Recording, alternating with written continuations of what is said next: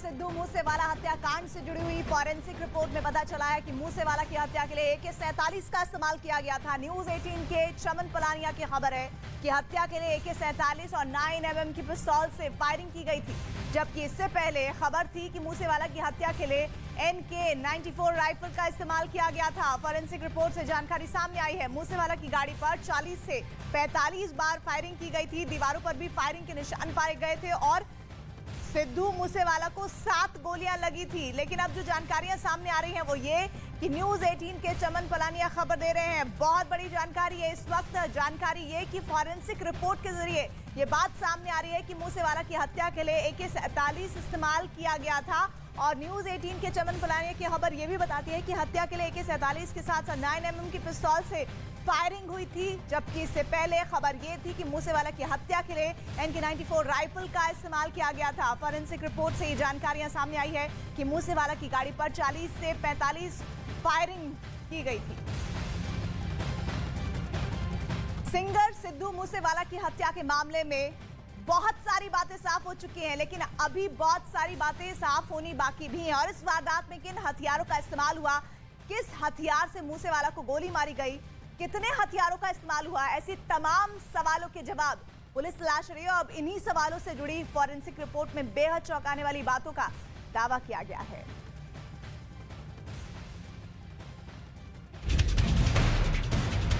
Forensic report में सनसनीखेज सच।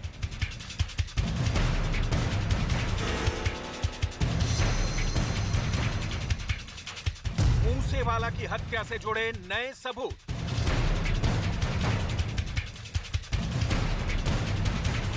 बेनकाब होगी अब वारदात की कहानी।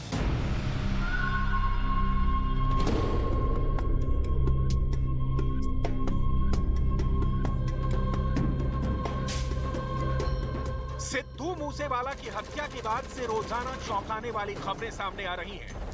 अब फॉरेंसिक रिपोर्ट में पता चला है कि वारदात में AK-47 का इस्तेमाल किया गया था। इतना ही नहीं, वारदात के वक्त 30 बोर 9mm की 5 पिस्तौलों का भी इस्तेमाल किया गया था। जानकारी के मुताबिक फॉरेंसिक टीम को पता चला है कि जिस दिन सिद्धू मूसेवाला की हत्या की गई, उस दिन 40 से 45 फायर किए गए थे, जिसमें से 7 गोलियां सिद्धू मूसेवाला को लगी थी। इससे पहले यह दावा किया जा रहा था कि इस वारदात में रशियन AN-94 असॉल्ट राइफल का इस्तेमाल हुआ। दावा तो यह भी किया जा रहा है कि सिद्धू मूसेवाला मर्डर केस का पूरी तरह से पर्दाफाश करने से अब पुलिस महज चंद कदम दूर है, क्योंकि पुलिस को जो नए सबूत हाथ लगे हैं, उससे उम्मीद है कि मर्डर केस में हथियारों की गुत्थी जल्दी सुलझ जाएगी। और ये नए सबूत हैं विदेशों में बने ये 2 हथियार, जिसे पंजाब पुलिस ने हथियार सप्लायर संदीप कालो के ठिकाने से बरामद किए हैं। इन 2 पिस्तौलों में से एक अमेरिकन मेड है और दूसरी जर्मन मेड। सिद्धू मूसेवाला हत्याकांड में क्या ये 2 बंदूकें खोलेंगी हत्या का राज? क्या ये 2 बंदूकें हथियार का जो नेटवर्क है उस तक ये पहुंचने में मदद करेंगी? जो कारतूस हैं वह दूसरे बंदूक में लगते हैं, यानी कि अलग अलग जगह से इन बंदूकों को मंगाया गया था और बड़े तौर पर हथियार को इकट्ठा करने की साजिश थी और उसको सप्लाई करने की साजिश थी। पंजाब पुलिस की ऐसी थ्योरी है और पंजाब पुलिस का ये दावा है कि उनकी जो तफ्तीश है और जो ये बरामदगी है बेहद पुख्ता है। पुलिस ने संदीप कालो के ठिकाने से 28 कारतूस भी बरामद किए हैं, जो किसी तीसरे हथियार के बताए जा रहे हैं। इसलिए पुलिस को शक है कि हथियारों की ये ट्रेल और भी लंबी हो सकती है।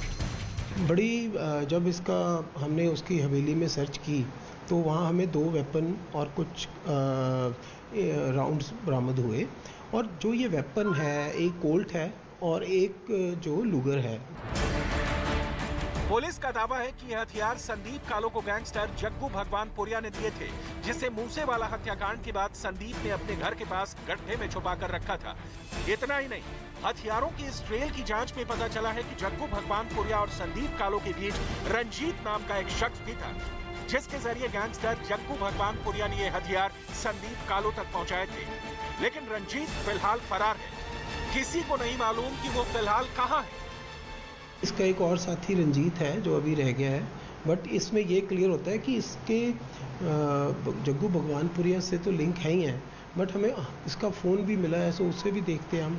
तो ट्रेल आगे अभी और काफ़ी खुलासे होने बाकी हैं, जिस पे हम लगे हुए हैं।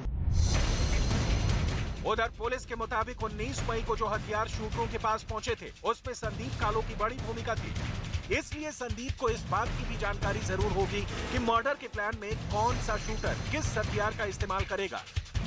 फिलहाल संदीप कालो लुधियाना पुलिस की 7 दिनों की रिमांड पर है, जिसमें पुलिस संदीप का इन्हीं सवालों से सामना कराएगी।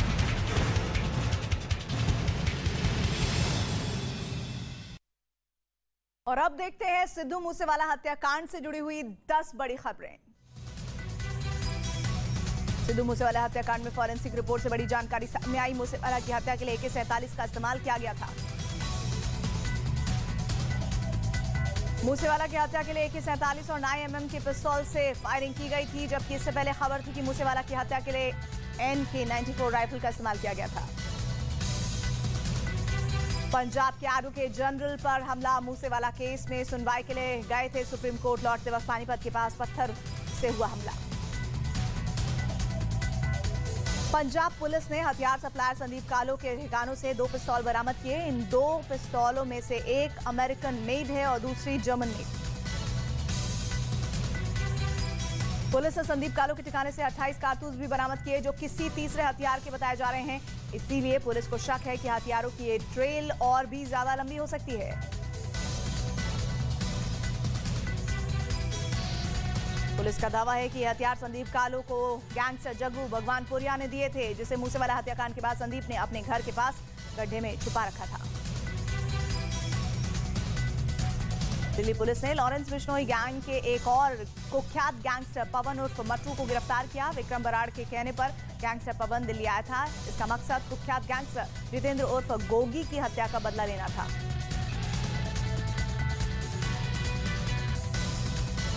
दिल्ली के पास गुरुग्राम से पुलिस ने गैंगस्टर लॉरेंस बिश्नोई गैंग के 5 सदस्यों को गिरफ्तार किया। हरियाणा STF ने बदमाशों को दबोचा। लॉरेंस बिश्नोई सलमान खान को काला हिरण शिकार मामले की वजह से मारना चाहता था। गैंगस्टर लॉरेंस बिश्नोई समाज से है, इसलिए जब सलमान खान को काले हिरण शिकार मामले में आरोपी बनाया गया तो लॉरेंस काफी नाराज था। सलमान खान को जान से मारने की लॉरेंस बिश्नोई ग्रुप ने प्लानिंग की थी।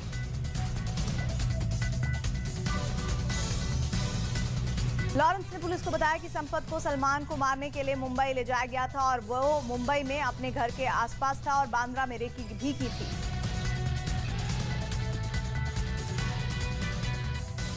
इधर मूसेवाला हत्याकांड में पुलिस अब तक कई आरोपियों को गिरफ्तार कर चुकी है। वारदात के ज्यादातर आरोपी लॉरेंस गैंग से ही ताल्लुक रखते हैं, लेकिन चौंकाने वाली बात यही है कि पुलिस इस मामले की जितनी भी कड़ियों से पूछताछ कर रही है, उन तमाम कड़ियों से चौंकाने वाली जानकारियां सामने आ रही है। फिर चाहे बात हाल ही में गिरफ्तार पवन उर्फ मट्टू की हो या फिर मूसेवाला हत्याकांड के आरोपी सौरभ महाकाल की।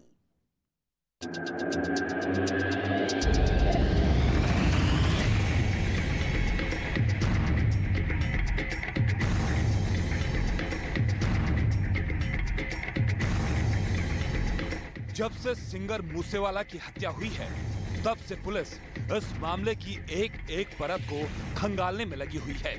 इस बार पुलिस के हत्थे लॉरेंस गैंग का एक और गुर्गा चढ़ गया है, जिसका नाम पवन उर्फ मट्टू बताया जा रहा है।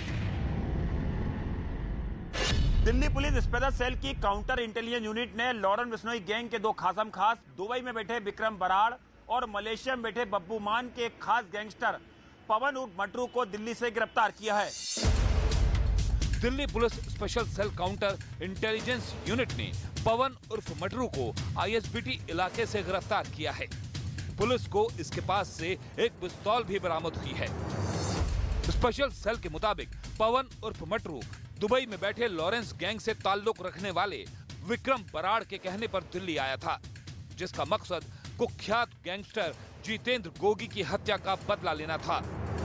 दिल्ली पुलिस का दावा है कि पवन उर्फ मट्टू को लकी पटियाला कौशल चौधरी के गैंग के मेंबर की हत्या का टास्क दिया गया था। पवन के ऊपर आर्म्स एक्ट और हत्या के कई मामले दर्ज हैं। 2001 में जेल से बाहर आने के बाद से ये गायब चल रहा था। दावा किया जाता है कि जेल में पवन पंजाब के कुख्यात गैंगस्टर बब्बू मान के साथ जुड़ गया था।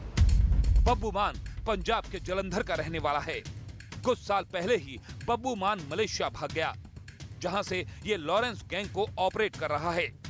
जानकारी के मुताबिक बब्बू मान दुबई में बैठे गैंगस्टर विक्रम बराड़ का बेहद करीबी है। दोनों लॉरेंस की क्राइम कंपनी के लिए बेहद खास हैं। उधर मूसेवाला हत्याकांड की एक और बेहद अहम कड़ी है सौरभ महाकाल। लॉरेंस बिश्नोई गैंग का ये कुख्यात शूटर रोजाना नए राज से पर्दा हटा रहा है। News 18 India Lawrence Bishnoi gang के एक कुख्यात गैंगस्टर सौरभ उर्फ महाकाल का एक कबूलनामा आपको दिखाने जा रहा है। इस कबूलनामे में बॉलीवुड के सुपरस्टार सलमान खान के घर धमकी भरे खत का वो सच छुपा हुआ है जो आज तक कैमरे के सामने नहीं आया था। और अब आइए, अब हम आपको सौरभ महाकाल के उस कबूलनामे का कुछ हिस्सा दिखाते हैं जिसने दिल्ली पुलिस के स्पेशल सेल तक को सन्न कर दिया है। मई महीने में नवनाथ सूर्यवंशी ने मुझे बताया कि विक्रम बराड़ ने हमें सिद्धू मूसेवाला की हत्या की सुपारी दी है। उसी गिरोह की बराड़ ने की है। सौरभ महाकाल के कबूलनामे में यह भी पता चला है कि अभिनेता सलमान खान को धमकी के पीछे भी इसी का हाथ था। सलमान खान और सलीम खान को चिट्ठी देकर धमकाकर सिद्धू मूसेवाला की हत्या से जो हालात बने हैं उसका फायदा उठाकर बॉलीवुड में दहशत फैलाने के लिए और प्रसिद्धि हासिल करने वाले थे। जाहिर है सिद्धू मूसेवाला की हत्या एक ऐसी साजिश थी जिसका नेटवर्क सिर्फ भारत ही नहीं बल्कि 7 समंदर पार तक फैला है। यही वजह है कि पुलिस के सामने इस केस से जुड़े हर किरदार को सामने लाना किसी चुनौती से कम नहीं।